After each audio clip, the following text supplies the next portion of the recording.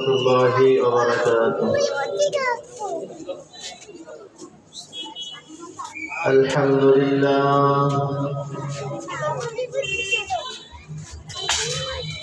الحمد لله نحمده ونستعينه ونستغفره ونؤمن به ونتوكل عليه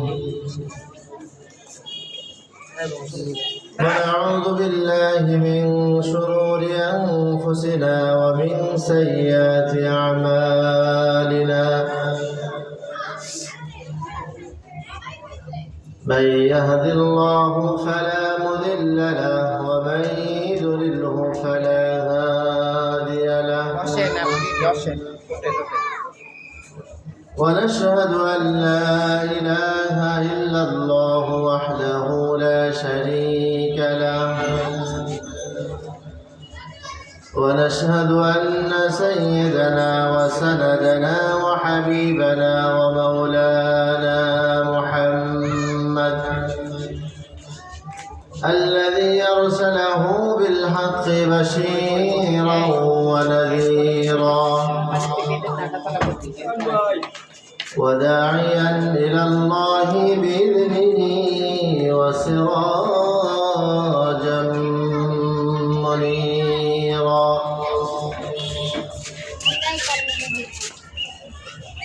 أما بعد فقد قال الله تعالى في كلامه المجيد وفرقانه الحميد فأعوذ بالله من الشيطان الرجيم بسم الله الرحمن الرحيم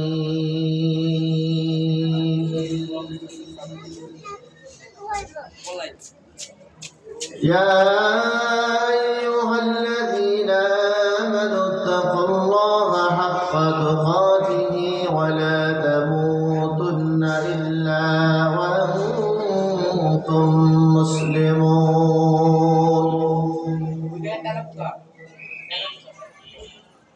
وقال رسول الله صلى الله عليه وسلم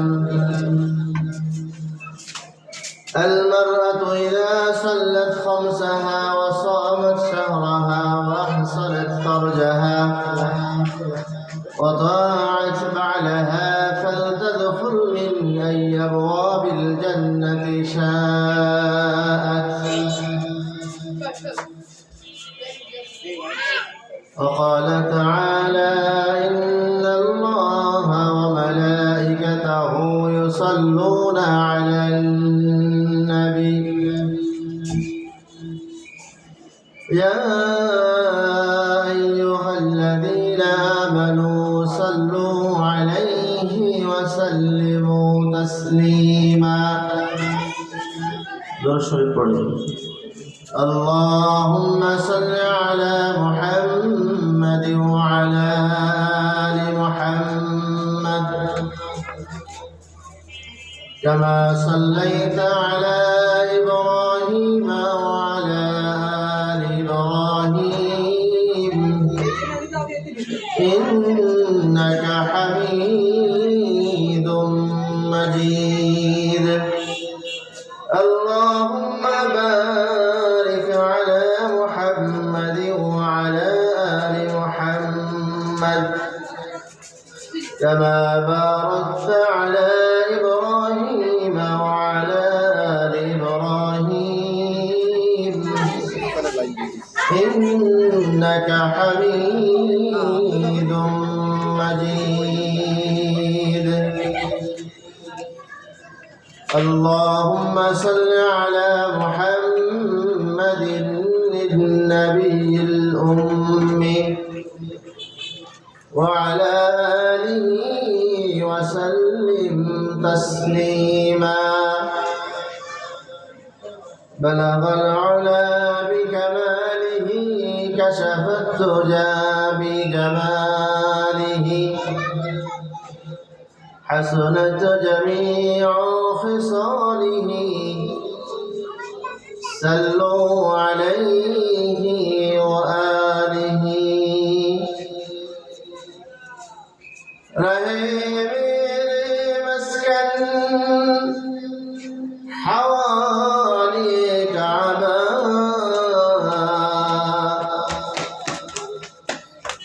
بني آدم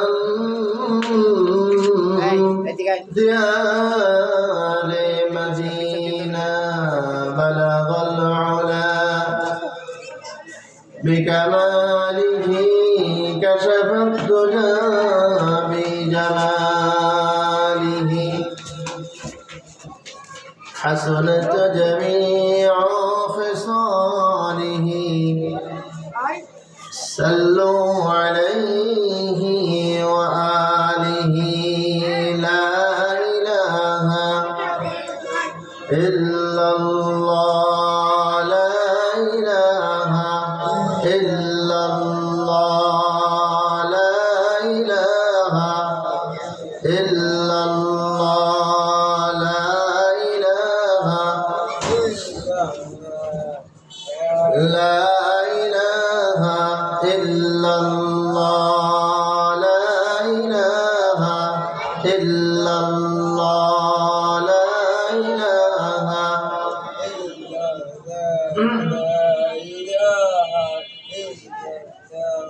হাতে করে হাতের কাম পায়ে করে পায়ের কাম হাতে করে হাতের কাম পায়ে করে পায়ের কাম মুমিন মুসলমান সবে বলো আল্লাহ তাআলার নাম লা ইলাহা ইল্লাল্লাহ লা ইলাহা লা ইলাহা ইল্লাল্লাহ লা ইলাহা ইল্লাল্লাহ লা ইলাহা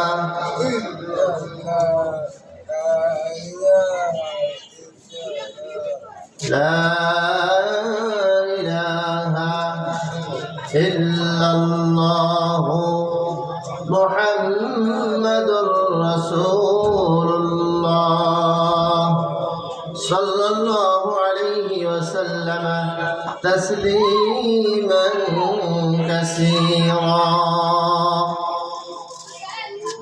الحمد لله কোটপাড়া গাউসিয়া জামে মসজিদ ও এলাকাবাসীর উদ্যোগে আয়োজিত 13তম বার্ষিক ওয়াজ মাহফিলের সম্মানিত সভাপতি, আজকে মাহফিলের সম্মানিত প্রধান অতিথি, সারা বাংলার আলোচনা জগতের অন্যতম আলোচক জনাব হযরত মাওলানা মুফতি হুমায়ুন কবির হোসাইনি আলোচনা পেশ করবেন।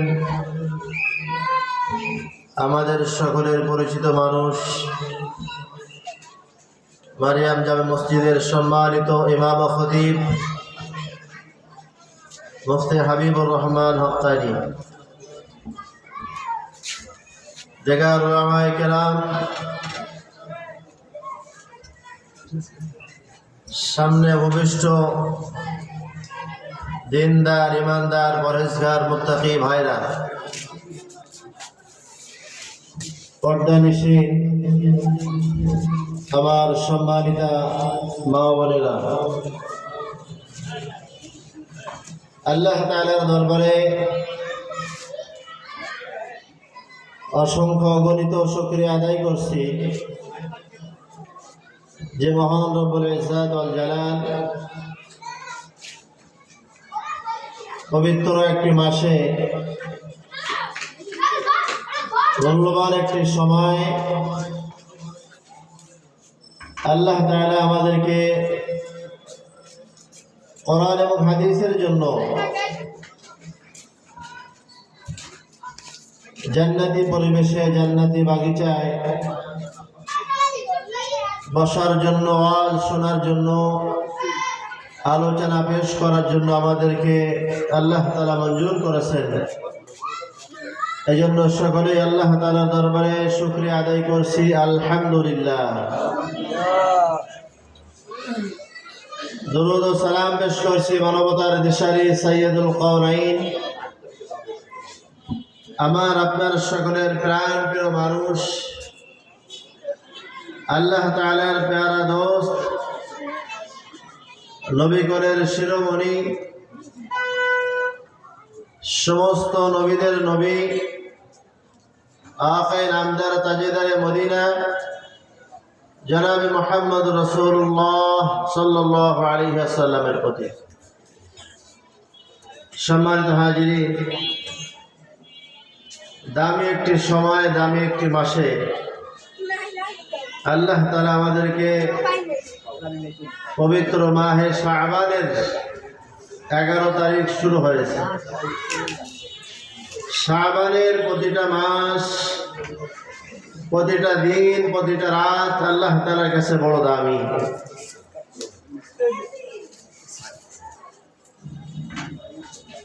এত দামি, হাদিসের মধ্যে আসছে শাবানের প্রতিটা রাত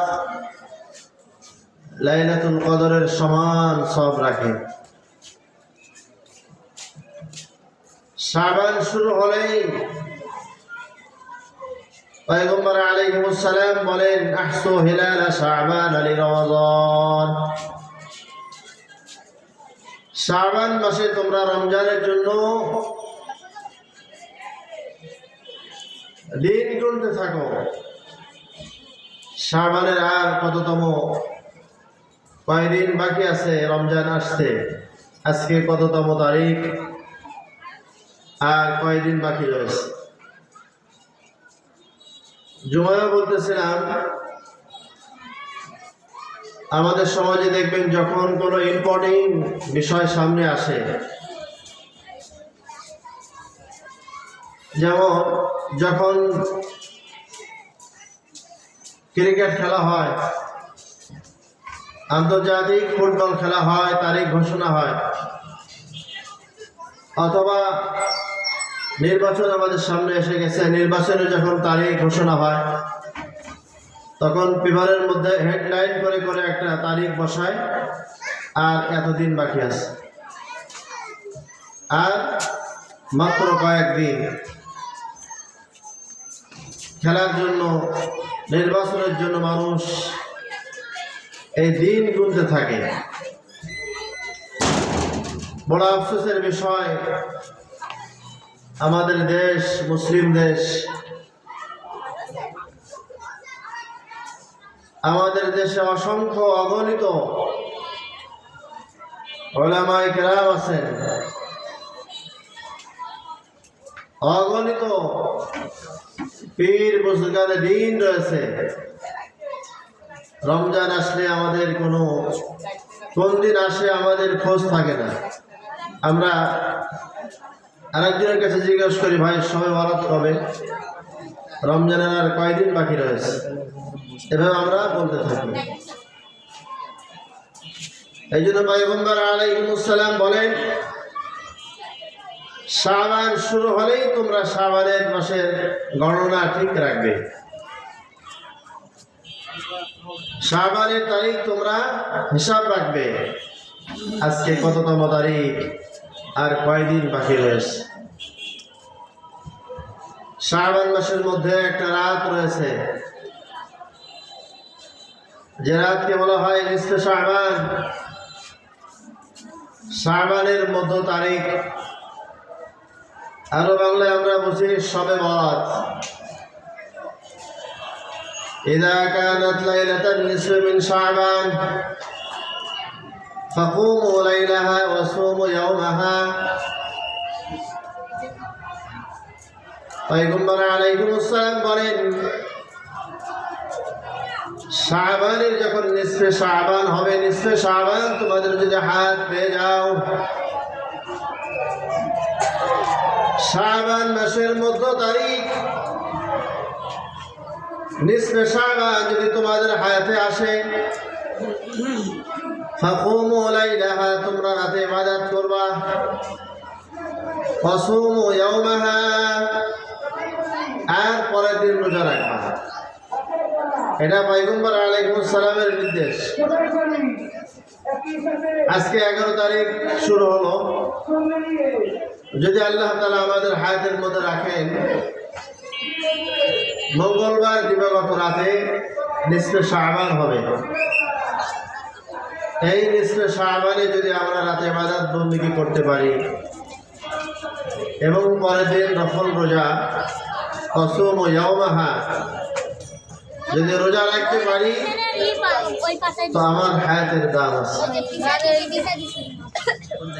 পয়গম্বর আলাইহিস সালাম বলেন, যারা নিসফে শাবানের রাত পেয়ে যাবে,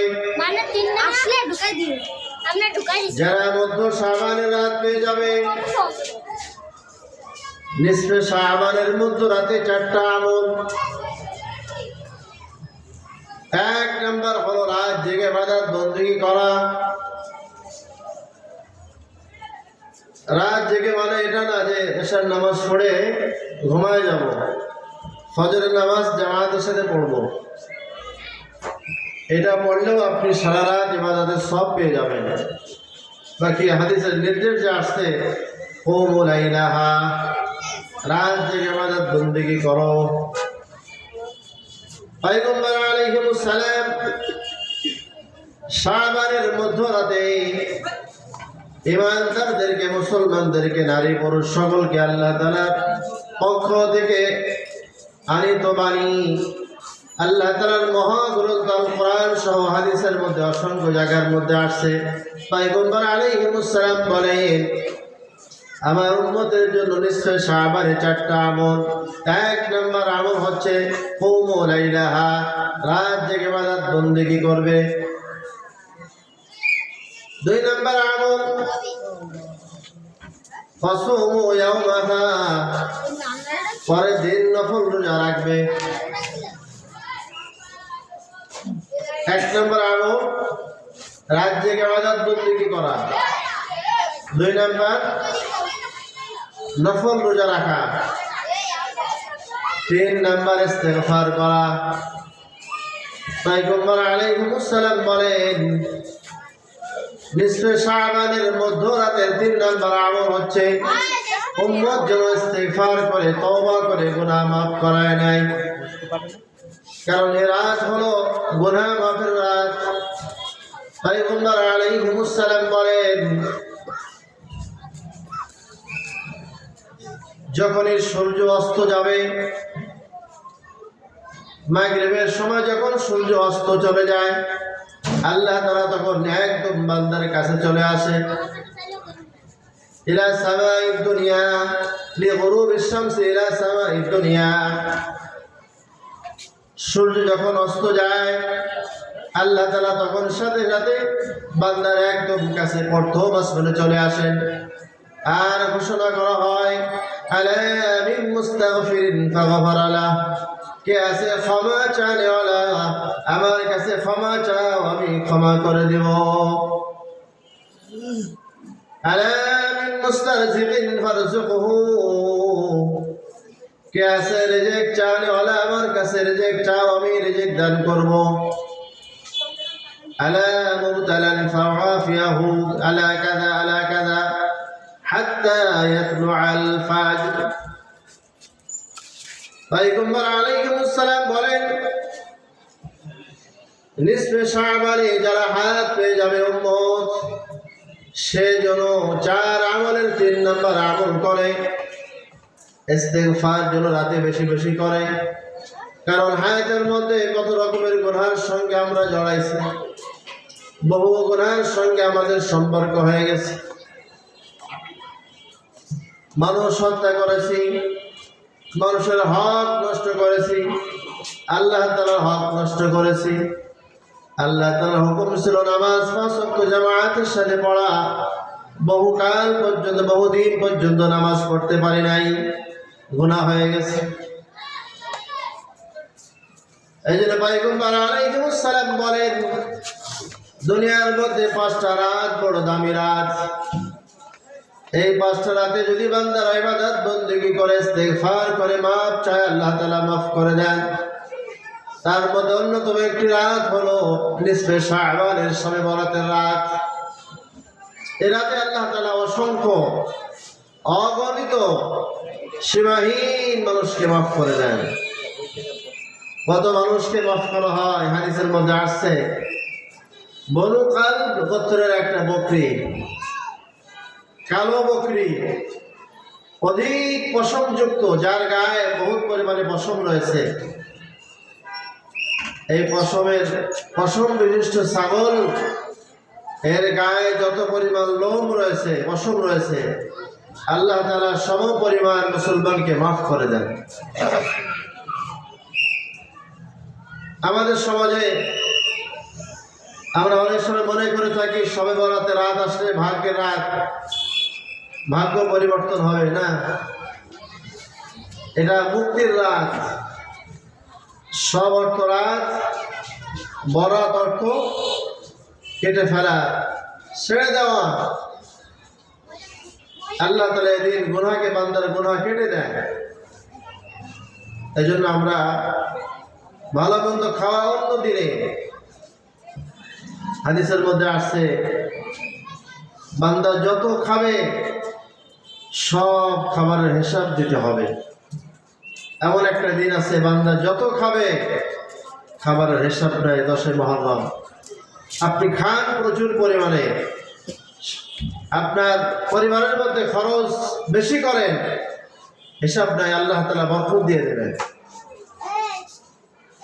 অন্যদিন যদি আপনি খরচ করেন যতটুকু প্রয়োজন, ওর থেকে বেশি হলে খরচের হিসাবের পাল্লাও তখন ভারী হবে। এই জন্য নিসফে শাবানে আমাদের ইবাদত বندگی করতে হবে, আল্লাহ তাআলার কাছে মাফ চাইতে হবে। 4 নম্বর আমল কবর জিয়ারত করা। কবর জিয়ারত করা একা একা যেতে হয়, জামাতবদ্ধ হয়ে, দলবদ্ধ হয়ে কবরস্থানে না যাওয়া। আমাদের তো মিছিল আকারে যায়, আমরা কবরস্থানে গেলে যে দিল পরিবর্তন হবে, মন নরম হবে, কিন্তু আমাদের সেটা হয় না, আমাদের পরিবর্তন আসে না। আমরা বন্ধুদের সঙ্গে আড্ডা দিতে যাই, হাসতে হাসতে চলে আসি। আমরা আরো দেখাই, ওটা আমার দাদার কবর, এটা আমার বাপের কবর, ওটা আমার খালো জানের কবর। এভাবে আমরা হাসি তামাশা করে ঘুরে আসি না। কবরের পাশে যেতে হবে একদম বিনয়ের সাথে, অন্তর যেন ঠান্ডা হয়, অন্তরে যেন আল্লাহ তাআলার ভয় চলে আসে, এমন একটা ভাব নিয়ে যাওয়া। এই জন্য 4 নম্বর আমল হচ্ছে কবর জিয়ারত করা। কবর জিয়ারত করব একা একা, যে জামাতবদ্ধ হয়ে যাব না। আমার আব্বার কবর পাশে আমি যাব, আমার মায়ের কাছে আমি যাব, একা যাব।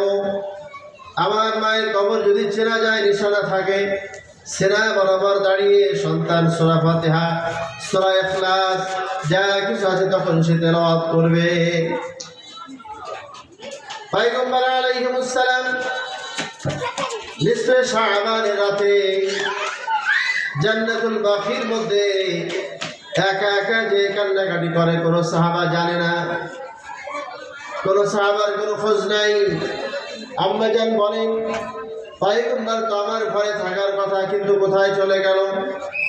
পয়গম্বরকে তালাশ করার জন্য বের হলো, দেখে পয়গম্বর আলাইহিস সালাম জান্নাতুল বাকির মধ্যে কবরস্থানে দাঁড়িয়ে দাঁড়িয়ে কাঁদতেছে।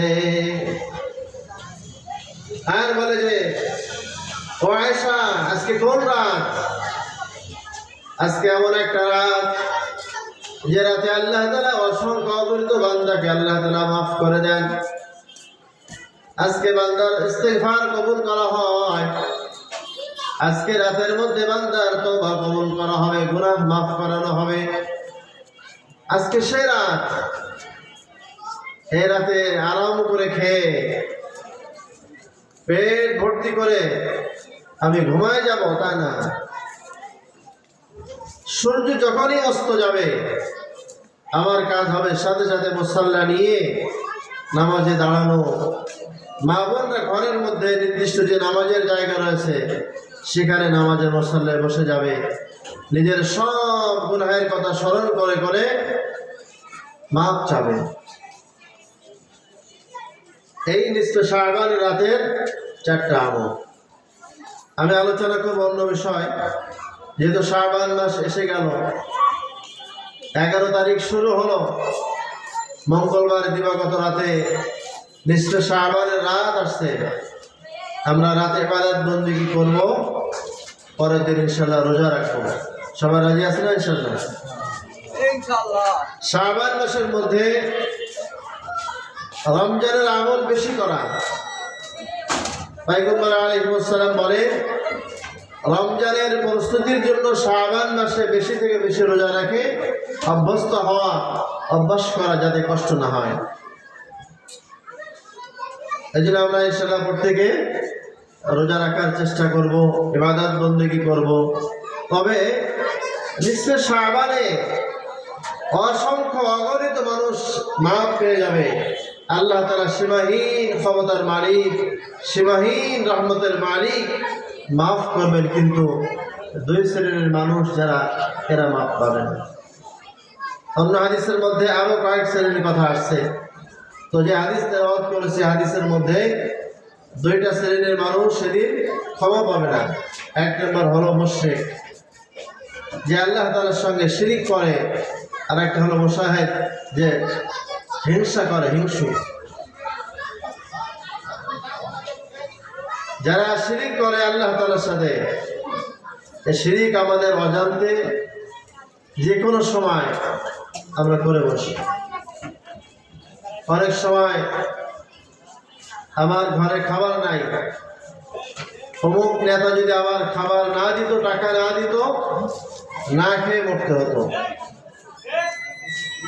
আর রিজিকের মালিক তো অমুক মানুষ না, রিজিক তো আল্লাহ তাআলা। আমি পৃথিবীতে আসার আগে, আপনি পৃথিবীতে আসার আগে 50,000 বছর পূর্বে আল্লাহ তাআলা নির্ধারণ করে রাখছে। পয়গম্বর আলাইহিস সালাম যখন মেরাজ করেছিলেন, মেরাজে 7ম আসমানের পরে যখন রফরফ আনা হয়েছিল, আপনারা হয়তো অনেক মসজিদে আলোচনা শুনেছেন, 5 প্রকার বাহনে পয়গম্বর আলাইহিস সালামের মেরাজ হয়েছিল। তার মধ্যে অন্যতম একটা ছিল রফরফ, সিঁড়ি, জিনা। তো এই রফরফে যখন পয়গম্বর আলাইহিস সালাম যাচ্ছিলেন, কোনো শব্দ না, নিঃশব্দ জায়গা, সেখানে খসখস আওয়াজ আসতেছে। পয়গম্বর আলাইহিস সালাম বলেন, ভাই জিবরাইল, কিসের আওয়াজ? বলে, পয়গম্বর, আপনার উম্মতের ওই আওয়াজ, যে আপনার উম্মতের তাকদীরের মধ্যে যা ঘটবে, যা তার জীবদ্দশায় ঘটবে, কোথায় খাওয়া, কোথায় না খাওয়া, কোথায় অসুস্থ, কোথায় তার ইন্তেকাল, কোথায় তার পেরেশানি, এগুলো সব লেখা হয়েছে। আর এই লেখার খসখস আওয়াজ আপনার কানে শোনানো হয়েছে। পয়গম্বর আলাইহিস সালাম নিজে আওয়াজ শুনে আসছে। এই জন্য তকদীর নিয়ে আমাদের পেরেশানি না, আল্লাহ তাআলাই ফয়সালা করে রাখছেন, ওটা ওইভাবেই হবে। আমার আপনার পেরেশানির কোনো বিষয় নেই। আল্লাহ তাআলা আমাদের আমল করার তৌফিক দান করেন। আমি আলোচনার বিষয় রাখছি আজকে, আমরা দুনিয়ার মধ্যে মানুষ গুনাহ করে, আমরাও গুনাহ করতে মজা পাই, সকলেই কম বেশি গুনাহের প্রতি অভ্যস্ত। কারণ গুনাহের মধ্যে কিঞ্চিত মজা আছে, কিন্তু সাজা যে বড় কঠিন, এটা আমাদের চেহারে থাকে না। এর জিকির করেন, লা ইলাহা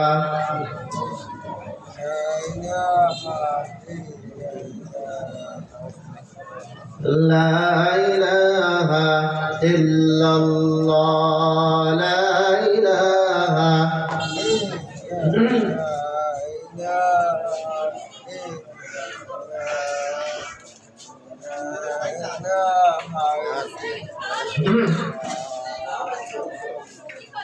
لا إله إلا الله محمد رسول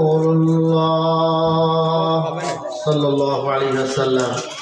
কিছু ওয়াজ শুধু কানে শুনলে কিন্তু হবে না, নিজের পরিবর্তনের জন্য কিছু ওয়াজ জেনে রাখা, আমার এই কাজ করলে এটা হবে, এই জন্য কিছু ওয়াজ এখান থেকে বাসায় নেওয়া,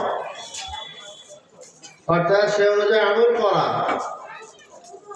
এই জন্য আমাদের কিছু কথা জেনে নেওয়া, শেখার নিয়েতে, আমলের নিয়েতে। তো আমার আলোচ্য বিষয় হচ্ছে, মানুষ যখন গুনাহের কাজ করে, সকলেই কম বেশি গুনাহের কাজ হয়। এই গুনাহের কাজের দ্বারা শুধু পরকালে যে শাস্তি তা না, দুনিয়ার মধ্যেও শাস্তি হবে, দুনিয়ার মধ্যেও তার ক্ষতি হবে। এভাবে আলোচনা করব। মানুষ যদি কোনো গুনাহের কাজ করে, অন্যায় করে, অপরাধ করে, পাপাচার করে, এই গুনাহের জন্য দুনিয়ার মধ্যে 5 প্রকারের সাজা। কয় প্রকারের সাজা? 5 প্রকারের সাজা দুনিয়ার মধ্যে। মানুষ গুনাহগারকে দেখলে, পাপাচারকে দেখলে মানুষ চিনবে যে এই গুনাহগার, এই অপরাধী, এই ফাসিক, ফুজ্জার। পয়গম্বর আলাইহিস সালাম বলেন, দুনিয়ার মধ্যে মানুষ যখন কোনো গুনাহের কাজ করবে, কোন অন্যায়ের কাজ যখন কোনো মানুষ করবে, তখন তার দুনিয়ার মধ্যে 5 প্রকারের সাজা হবে। 1 নম্বর সাজা হলো গুনাহগারের চেহারা কালো হবে। দুনিয়ার মধ্যে 1 নম্বরের সাজা হলো সাওয়াদান ফিল ওয়াজহি। গুনাহের কারণে মানুষের চেহারা কালো হয়ে যায়। শুধু চেহারা কালো হয় তা নয়, গুনাহের কারণে অন্তর পর্যন্ত কালো হয়ে যায়, গুনাহের কারণে অন্তর শক্ত হয়। এই জন্য 1 নম্বর সাজা হলো সাওয়াদান ফিল ওয়াজহি, চেহারা কালো হয়ে যাবে, চেহারার মধ্যে নূর থাকবে না। অনেক সময় কালো মানুষ কিন্তু দেখতে বড় চমৎকার। সব কালো খারাপ না। অনেক কালো মানুষ যারা নামাজি দেখবেন, কালো হলেও চেহারার মধ্যে যেন একটা উজ্জ্বল উজ্জ্বল ভাব রয়েছে। আবার অনেক সময় ফর্সা মানুষ কিন্তু চেহারা বিদ্যুটে। আবার অনেক সময় মানুষের ইন্তেকালের পরে মানুষটা ভালো সুচির ছিল না, চেহারা ভালো ছিল না, কিন্তু মরার পরে চেহারা সুন্দর হয়েছে। মরার পরে সুন্দর চেহারা হয়েছে, চেহারার মধ্যে উজ্জ্বল আলো আলো ভাব। তো গুনাহের কারণে 1 নম্বর সাজা হলো, 1 নম্বরের ক্ষতি হলো সাওয়াদান ফিল ওয়াজহি, চেহারা কালো হবে। আর এই কালো হবে গুনাহের কারণে, দিলে দাগ পড়তে পড়তে কালো হয়, আরো দাগ পড়ে কালো হয়, এভাবে চেহারার মধ্যে ফুটে আসে। কালো মানুষ এরা কিন্তু সমাজের মধ্যে খারাপ না, কারণ কালো, ধলো, ফর্সা, মেটে যত মানুষ আছে আল্লাহ তাআলা সব নির্ধারণ করছে, সব আল্লাহ তাআলা বানিয়েছেন। এই জন্য কাউকে গালিগালাজ করা যাবে না। লাল মিয়া, কালো মিয়া, ধলা মিয়া, কত রকমের মানুষ গালি দেয়, এটা বলা যাবে না। আজীব এক ঘটনা মনে পড়ছে। এবং আকসাম রহমতুল্লাহ আলাইহি জগৎ বিখ্যাত একজন ইমাম ছিলেন, বড় মুহাদ্দিস, বড় বুজুর্গ ছিলেন। ইমাম আকসাম রহমতুল্লাহ আলাইহি কুচ্ছি কালো ছিলেন, একেবারে কালো, নিগ্র, এবং তার বাড়িও ছিল হাবশি, বেলাল হাবশি রাদিয়াল্লাহু তাআলা আনহু। তিনি যেমন কালো, ওনার চেয়েও কালো ছিল ইমাম আকসাম রহমতুল্লাহ আলাইহি। আশ-শাবরি থানবী রহমতুল্লাহ আলাইহি লেখেন, ইমাম আকসাম রহমতুল্লাহ আলাইহি জগৎ বিখ্যাত একজন মুহাদ্দিস, একজন মুফাসসির। ইমাম আকসাম রহমতুল্লাহ আলাইহি এত কালো মানুষ, খুব বিদঘটে চেহারা, আবার ঠোঁট মোটা, ঠোঁট মোটা আবার ঝোলানো, চোখ দুটো একদম ছোট ছোট। এক কথায় একটা মানুষকে খারাপ দেখতে যা যা প্রয়োজন, কুৎসিত, চেহারা ভালো না, গায়ের রং ভালো না, চোখ দুটো একদম ছোট ছোট, ঠোঁট দুটো অনেক মোটা, এরপরে ঝোলানো, চেহারা রং একদম বিদঘুটে কালো, কিন্তু আল্লাহ তাআলার কাছে বড় পছন্দনীয় মানুষ। আশরাফ আলী থানভী রহমতুল্লাহ আলাইহি রাখেন, ইমাম আকসাম রহমতুল্লাহ আলাইহি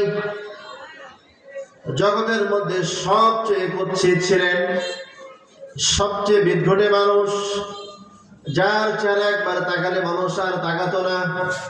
কিন্তু তার ঘরের মধ্যে এক অপূর্ব সুন্দরী রমণী ছিল, যার বাড়ি ছিল মিশরে।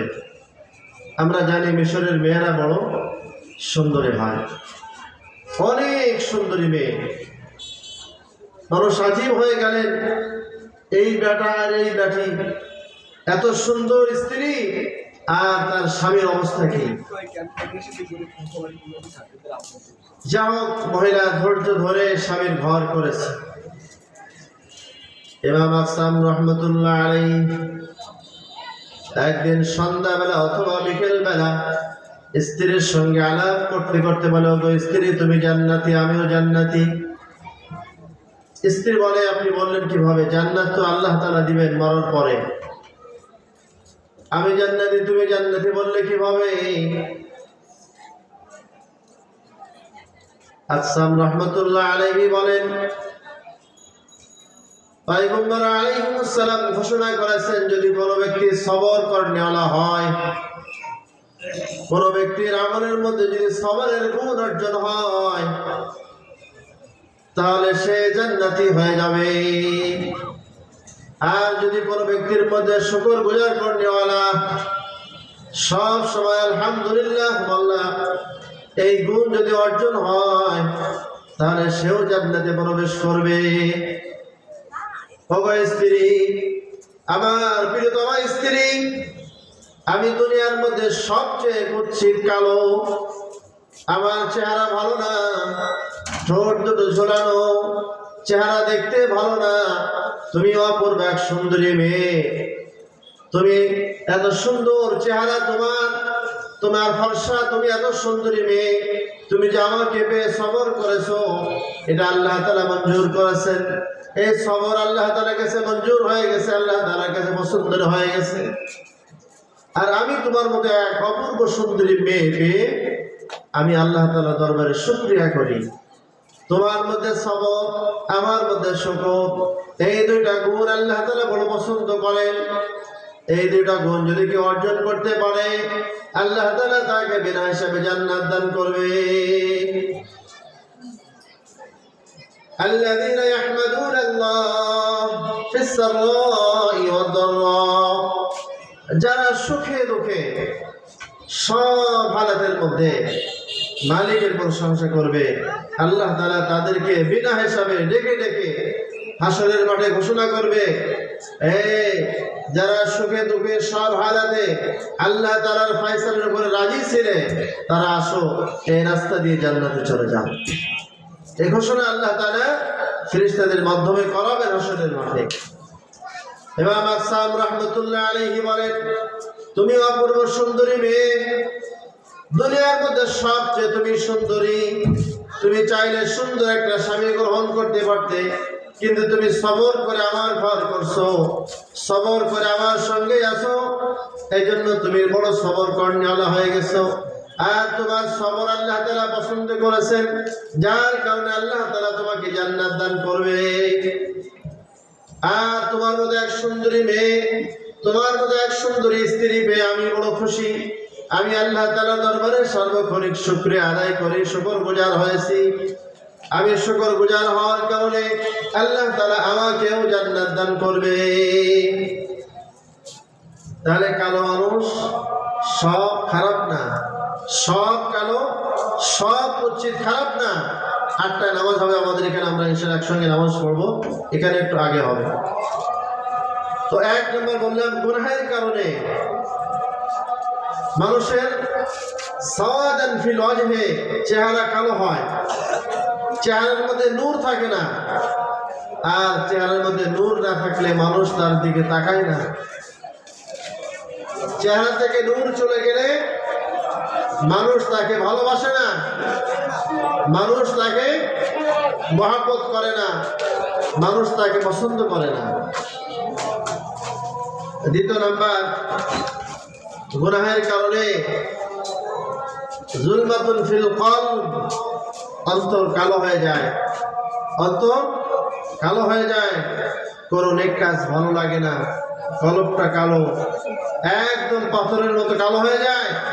তখন সেই অন্তরের মধ্যে কিছুই ভালো লাগে না, কোনো নেক কাজ ভালো লাগে না, নামাজ পড়তে ভালো লাগে না, রোজা রাখতেও ভালো লাগে না, সৎ কাজ করতে ভালো লাগে না, কোনো ওয়াজ মাহফিলের ভালো লাগে না, তাফসীর মাহফিল তার ভালো লাগে না, কোনো ভালো কাজ তার ভালো লাগে না।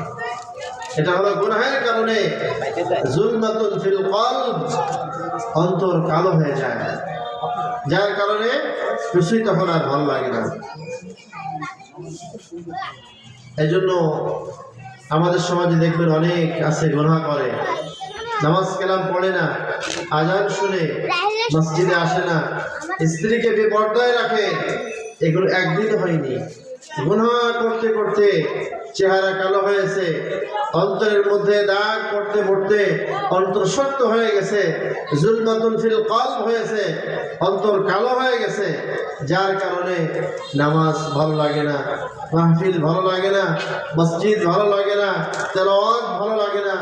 তখন ভালো লাগে কি, যেগুলো জাহান্নামের বাদ্যযন্ত্র আছে, ঢোল তবলা বাদ্যযন্ত্র, নাচ গান, তখন তার মজা লাগে। অথচ হাদিসের মধ্যে আসছে বাজনা সহ গান শ্রবণ করলে কম পক্ষে 40 দিনের ইবাদত নষ্ট হয়। এটা আমাদের অনেকে অনায়াসে আমরা বাদ্য সহ যন্ত্রের গান শ্রবণ করে থাকি। কেন?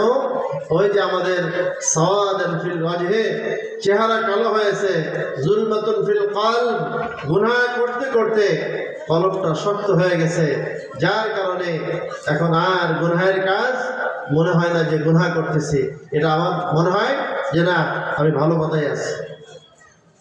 3 নাম্বার, যখন মানুষ গুনাহ করে ওয়াহানান ফিল বাদান, তখন শরীর দুর্বল হয়ে যায়, শারীরিকভাবে অক্ষম হয়ে যায়, দুর্বল হয়ে যায়। বেনামাজি, গুনাহগার, পাপাচার, ফাসিক, ফুজ্জার, এরা দেখবেন বেশি শক্তিশালী না। এরা অনেক সময় ইয়াবাখোর, ফেন্সিডেলখোর, মদখোর, গাঁজাখোর, এদের শরীরে শক্তি না, আপনি মুহূর্তের মধ্যে এদেরকে ফেলে দেবেন। কারণ গুনাহ করতে করতে শরীরের শক্তি সব নষ্ট হয়েছে।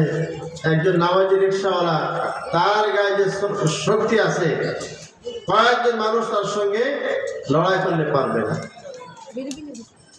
একজন পয়গম্বর আলাইহিস সালাম বলেন, বান্দা যখন গুনাহের কাজ করবে, গুনাহের কাজ করলে দুনিয়ার মধ্যে 5টা ক্ষতি হবে মুহূর্তের মধ্যে। 1 নাম্বার ক্ষতি হলো সাওয়াদান ফিল ওয়াজহে, চেহারা কালো হয়ে যাবে। 2 নাম্বার যুলমাতুন ফিল কলব, অন্তর শক্ত হবে পাথরের মতো। 3 নাম্বার ওয়াহানান ফিল বাদান, ওয়াহানান ফিল বাদান, শরীরের মধ্যে শক্তি থাকবে না, শক্তি হারিয়ে যাবে। ঘরের মধ্যে অশান্তি, কাজ কাম করতে পারে না, শারীরিকভাবে দুর্বল, কারণ এই গুনাহের কাজ করে, গুনাহ করতে মজা পায়, যার কারণে ঈমান শক্তি, শারীরিক শক্তি সব দুর্বল হয়ে পড়েছে। 4 নাম্বার যায়িকান ফির রিজক, গুনাহ করলে গুনাহের কারণে রিজিক সংকীর্ণ হয়। মানুষ যখন গুনাহের কাজ করে তার খাদ্যে বরকত থাকে না, আর বরকতবিহীন খাদ্য বেশি দিন টিকে না। যায়িকান ফির রিজক, মানুষের গুনাহের কারণে রিজিকের মধ্যে সংকীর্ণতা চলে আসে। আর রিজিক তো আল্লাহ তাআলা রাজ্জাক, আল্লাহ তাআলার পক্ষ থেকে বণ্টিত হয়, আল্লাহ তাআলা বন্টন করে। আর যে গুনাহগার তাকে বরকতের রিজিক দেওয়া হয় না। অন্য জায়গায় আল্লাহ তাআলা বলেন, ওমান আ'রাদা আন যিকরি ফাইন্না লাহু মাঈশাতান দানকা ওয়া নাহশুরুহু ইয়াওমাল কিয়ামাতি আ'মা। দুনিয়ার মধ্যে যারা আল্লাহ তাআলার স্মরণ থেকে গাফেল থাকবে, যারা গুনাহের মধ্যে ডুবে থাকবে, দুনিয়ার মধ্যে যারা ইবাদত বন্দেগী করবে না, সব সময় গুনাহের কাজ করবে, গুনাহের কাজ করবে, নামাজ পড়বে না, রোজা রাখবে না, হজ করবে না, যাকাত দিবে না, ভালো কাজ করবে না, ওয়াজ মাহফিল শুনবে না, ওয়াজ মাহফিল করবেও না, যাকাত দিবে না, কিছুই করবে না, আল্লাহ তাআলা তখন তাদের রিজিকের মধ্যে ওয়াসাআত দিবে না, সংকীর্ণ করে দিবে। শুধু রিজিক সংকীর্ণ হবে তা না, ومن أعرض عن ذكري فإن له معيشة ضنكا ونحشره يوم القيامة أعمى। দুনিয়ার মধ্যে রিজিক সংকীর্ণ হবে, রিজিকের অভাব দেখা দিবে, খাদ্যের অভাব হবে, সংসার চালাতে পারবে না। এটা দুনিয়ার মধ্যে পরকালীন শাস্তি হলো। আল্লাহ তাআলা তাকে অন্ধ করে উঠাবে কিয়ামতের মাঠে, ময়দানে মাহশারে, তখন সে অন্ধ হয়ে উঠবে। ময়দানে হাসরের ময়দানে তখন সে অন্ধ থাকবে। সে তখন আল্লাহ তাআলাকে প্রশ্ন করবে, ক্বালা রাব্বি লিমা হাশারতানি আ'মা ওয়া ক্বাদ কুনতু বাসীরা। রব্বুল আলামিন, দুনিয়ায় চক্ষুবান ছিলাম, আমার দুই চোখ দিয়ে সব কিছু দেখেছি, দুনিয়া দেখেছি, আমার নিজের সন্তান, ভাই বোন, আপনজন সবাইকে দেখলাম। এখন তো হাসরের মাঠে অন্ধ, কাউকে দেখি না। অন্ধ কেন আমি? আমাকে অন্ধ করে ওঠানো হলো কেন? আমি তো দুনিয়ার মধ্যে চক্ষুমান ছিলাম, চোখ দিয়ে সব দেখেছি, দুনিয়ার সব নাচ জামা দেখলাম, এখন দেখি না কেন? قال رب لم حشرتني أعمى وقد كنت بصيرا। আমি তো চক্ষুমান ছিলাম, কেন আমাকে অন্ধ করে ওঠানো হলো? দুনিয়ার মধ্যে গুনাহের কারণে, দুনিয়ায় পাপাচারের কারণে, দুনিয়ার মধ্যে অন্যায় অপরাধ করার কারণে রিজিক সংকীর্ণ হবে এবং হাসরের মাঠে অন্ধ করে ওঠানো হবে। মানুষ তখন সবাই যারাই অন্ধ হবে তারা বলবে যে আমাকে অন্ধ করে ওঠানো হলো কেন? আমি তো চক্ষুমান ছিলাম, আমার দুইটা চোখ ছিল ভালো, সব দেখতাম, এখন তো কিছু দেখি না। আল্লাহ তাআলা তখন বলবেন, লিমা হাশারতানি আ'মা قال كذلك أتتك آياتنا فنسيتها وكذلك اليوم تنسى। আল্লাহ তাআলা বলবেন, বান্দা, তুমি দুনিয়ায় যখন ছিলে আমাকে ভুলে গেছিলে, আমার কথা তোমার মনে ছিল না। প্রত্যেক ওয়াক্তে মুয়াজ্জিন সাহেব তোমাকে এলান করেছে, ডাকছে, তুমি দেখোনি, শোনোনি। তোমার সামনে কত সুন্দর সুন্দর পরিবেশের ওয়াজ মাহফিলের আলোচনা হয়েছিল, তুমি দেখোনি। قال كذلك أتتك آياتنا فنسيتها। তুমি সেগুলো সব ভুলে গিয়েছিলে, বিধায় আজকে হাসরের মাঠে আমি তোমাকে ভুলে যাব। আল্লাহ তাআলা যদি ভুলে যায়, কে স্মরণ করবে, কে বাঁচাবে? লিমানিল মুলকুল ইয়াউম লিল্লাহিল ওয়াহিদিল কাহ্হার। ওদিন তো একমাত্র ক্ষমতার মালিক আল্লাহ তাআলা থাকবেন। আল্লাহ তাআলা যদি আমাকে ভুলে যায়, আপনাকে ভুলে যায়, তো আমার তো আর বাঁচার উপায় নাই। এই জন্য গুনাহের কারণে রিজিক সংকীর্ণ হয়, গুনাহের কারণে রিজিক কমে যায়, খাদ্যের মধ্যে স্বাদ থাকে না, কোনো খাবার ভালো লাগে না, খাদ্যে তখন তার অশান্তি। আমাদের দুনিয়াও দেখবেন যে অনেকে অনেক টাকার মালিক, অনেক সম্পদের মালিক, কিন্তু খেতে পারে না। খাওয়া তার রিজিক থেকে ওঠানো হয়ে গেছে। কারণ কি? সে যে দুনিয়ার মধ্যে পাপাচার করেছে, অন্যায় অপরাধ করেছে, অন্যের হক আত্মসাৎ করে, সঞ্চয় করে, সম্পদ গচ্ছিত করেছে। আল্লাহ তাআলা শেষ বয়সে ডাক্তারের মাধ্যমে বলে দেয়, আপনি খাবার খেলেই মারা যাবেন, ভাত জাতীয় কোনো খাবার খেতে পারবেন না। তার মানে সারা জীবন অন্যের হক আত্মসাৎ করে করে নিজে সঞ্চয় করে রাখছে। এই জন্য আল্লাহ তাআলা এই রিজিক তার থেকে উঠায় নিয়েছেন। এক কথায়, গুনাহের কারণে, অপরাধের কারণে, পাপাচারের কারণে অন্যায় অপরাধ গুনাহের কারণে আল্লাহ তাআলা রিজিক সংকীর্ণ করে দেন। 5 নাম্বার বুগদাতুন ফিল খালক, কোন পাপাচারকে, কোন গুনাহগারকে, কোন ভালো মানুষকে, খারাপ মানুষকে কেউ ভালোবাসে না। এইজন্য পয়গম্বর আলাইহিস সালাম বলেন, গুনাহের কারণে, অপরাধের কারণে, অন্যায়ের কারণে 5 নম্বর সাজা হলো বুগদাতুন ফিল খালক, সৃষ্টি জীবের প্রতি তার ভালোবাসার আর কোনোই থাকবে না। একজন চোর, ডাকাত, সন্ত্রাস, এদেরকে কেউ ভালোবাসে না। একজন আলেমকে, একজন মুয়াজ্জিনকে, খাদেমকে যে পরিবারে মানুষ মহব্বত করে, ভালোবাসে, একজন চোর, বদমাশ, ডাকাত, সন্ত্রাস, তাকে সেভাবে ভালোবাসে না। অনেক সময় তার অনিষ্টতা থেকে বাঁচার জন্য তাকে কিছু সম্মান করে, সামনাসামনি কিছু গেলে গালি দেয়, দুষ্ট গেছে, ভালো হয়েছে, খারাপটা বিদায় হলো। অনেকের তো খারাপ মানুষ ইন্তেকালের পরেও মানুষ বলে আলহামদুলিল্লাহ, এর জুলুম থেকে আমরা বেঁচে গেলাম। এটা করে কেন? এটা গুনাহের সাজা। মানুষ যখন গুনাহ করে তো তখন তার 5 নম্বর সাজা হলো বুগদাতুন ফিল খালক, মানুষ সৃষ্টি জীবের প্রতি, সৃষ্টির সেরা মাখলুক, সব মাখলুকের অন্তরে তার মহব্বত থেকে আল্লাহ তাআলা উঠায় নেন। আর এটা বলেন যে ওকে কেউ ভালোবাসবে না, ও পাপাচার, ও গুনাহগার, ও ফাসিক, ও ফুজ্জার, ওকে কেউ মহব্বত করবে না, ভালোবাসবে না। অথচ একজন মুয়াজ্জিন, একজন ইমাম, একজন খাদেম স্বল্প বেতনে চাকরি করে, অল্প পয়সা পায়, সে সবার কাছে প্রিয়। মহল্লার যা অনুষ্ঠান হয় 3 জনকে মহব্বত করে, দাওয়াত করে, তাদেরকে খানা খাওয়ায়। খাওয়াতে পারলেই নিজেকে ধন্য মনে করে না, আমার বাসায় ইমাম সাহেব খালো, আমার বাসায় মুয়াজ্জিন সাহেব খানা খেয়েছে, সে অনেক গর্বিত মনে করে। কারণ একজন ইমানদারকে, একজন নেক মানুষকে খাওয়াতে পারে, সে বড় খুশি হলো। এর কারণ হলো একজন আবেদ আর একজন হলো ফাসিক। এই জন্য গুনাহ থেকে আমাদেরকে বেঁচে থাকা। দুনিয়া তো অল্প সময়, যে কোনো সময় আমি চলে যাব, যে কোনো সময় আপনি চলে যাবেন। কত মানুষ রাতে ঘুমায় আর সকালবেলা ওঠে না। 2 দিন আগে আমাদের বাংলাদেশের একজন উজ্জ্বল নক্ষত্র আলেমে দ্বীন মুফতি গোলাম রহমান সাহেব রাহিমাহুল্লাহ ইন্তেকাল হয়েছে। কত সুন্দর অবস্থা, রাতে তাহাজ্জুদ নামাজ পড়েছেন, সকালবেলা ফজরের নামাজ আদায় করেছেন, নাস্তা খেয়ে একা 3 বার সাবান দিয়ে গোসল করে, গোসলখানা থেকে বের হয়ে শরীর মুছতে মুছতে ঢলে পড়ে ইন্তেকাল হয়েছে।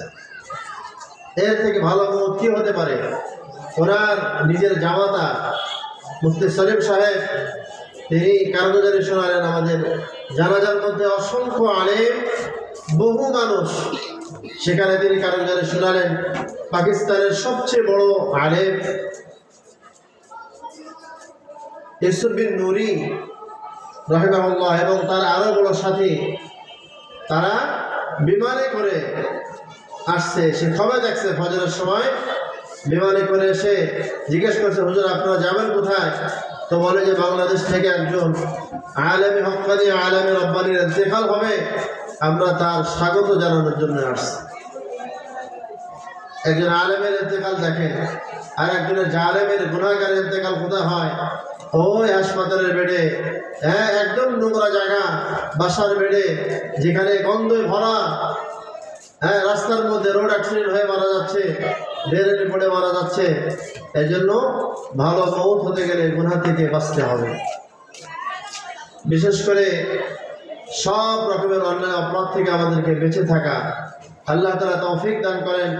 আর শাবান মাস যেহেতু আমরা হায়াতের মধ্যে পেয়ে গেছি, আমরা ইবাদত বন্দেগী করে, ইস্তেগফার করে করে আল্লাহ তাআলার কাছে মাপ চাবো। শাবানের প্রতিটা রাত আল্লাহ তাআলার কাছে দামি, প্রতিটা দিন আল্লাহ তাআলার কাছে দামি। আল্লাহ তাআলার কাছে বান্দার আমল পেশ করা হয় সপ্তাহে 1 দিন, বৃহস্পতিবার। মাসে পেশ করা হয়, আবার বাৎসরিক একটা রিপোর্ট পেশ করা হয়, কিন্তু শাবানের প্রতিটা দিন বান্দার ইবাদত আল্লাহ তাআলার কাছে পেশ করা হয়। রব্বুল আলামিন জোড়াকাল বাজার, টুকপাড়া, গাউসিয়া সরকার পাড়া মসজিদের এলাকার উদ্যোগে আয়োজিত আপনার অমুক বান্দা তাফসীর মাহফিলে বসে আছে, একদম মাগরিব থেকে সে বসে আছে, শেষ পর্যন্ত বসবে। এই সব ভালো ফোকাস নিয়ে আল্লাহ তাআলার কাছে দেখাবে। এই জন্য মাঝে মধ্যে ময়দানে এসে এসে বসা। এই ময়দান তো মাগরিবের আগেই ছিল রাস্তা, এখন কিন্তু আর রাস্তা নাই, এখন হলো জান্নাতের একটা বাগ, জান্নাতের একটা বাগিচা। পয়গম্বর আলাইহিস সালাম যখন মেরাজে গিয়েছিলেন, ইব্রাহিম আলাইহিস সালামের সঙ্গে সাক্ষাৎ হয়েছিল। জুমায় বলেছিলাম ইব্রাহিম আলাইহিস সালাম আমাদের সব উম্মতকে সালাম দিয়েছিলেন।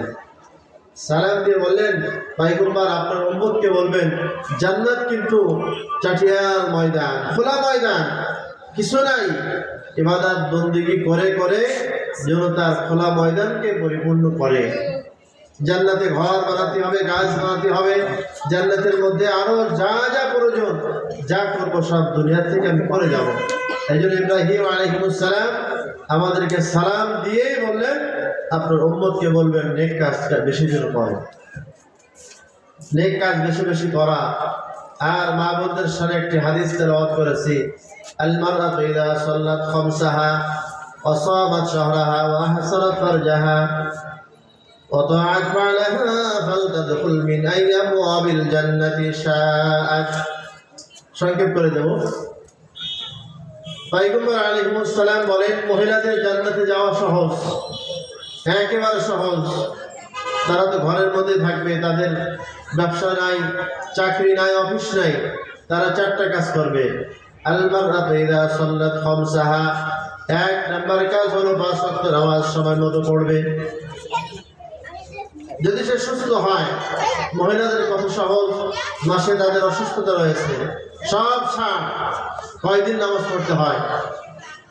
পয়গম্বর বলেন আল মারআতু ইযা সাল্লাত খামসাহা, মহিলা যদি 5 ওয়াক্ত নামাজ সময় মতো পড়তে পারে, ওয়া সামাত শাহরাহা, আর রমজান মাস হায়াতে পেলে রোজা রাখবে, ওয়া আহসানাত ফারজাহা, তার শরীরকে, তার লজ্জাস্থানকে হেফাজত করবে, ওয়াতাআত বালাহা, আর স্বামীর সেবা যত্ন করবে।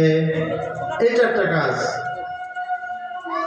ফালতাদখুল মিন আবওয়াবিল জান্নাতি শাআত, পয়গম্বর বলেন যদি চারটা কাজ করতে পারে কোনো মুসলমান নারী, যে কোনো মুসলমান হতে পারে, একজন রিক্সা চালকের স্ত্রী হতে পারে, একজন শিল্পপতির স্ত্রী হতে পারে, একজন ফকিরের স্ত্রী হতে পারে, একজন বাড়িওয়ালা, একজন ভাড়াটিয়া, যা হোক না কেন, এই চারটা কাজ যদি কোনো মহিলা করে, 1 নম্বর হলো 5 ওয়াক্ত নামাজ, 2 নম্বর রমজান মাস হায়াত পেলে রোজা রাখবে, 3 নম্বর নিজের সতীত্ব হেফাজত করবে, 4 নম্বর স্বামীর সেবা করবে।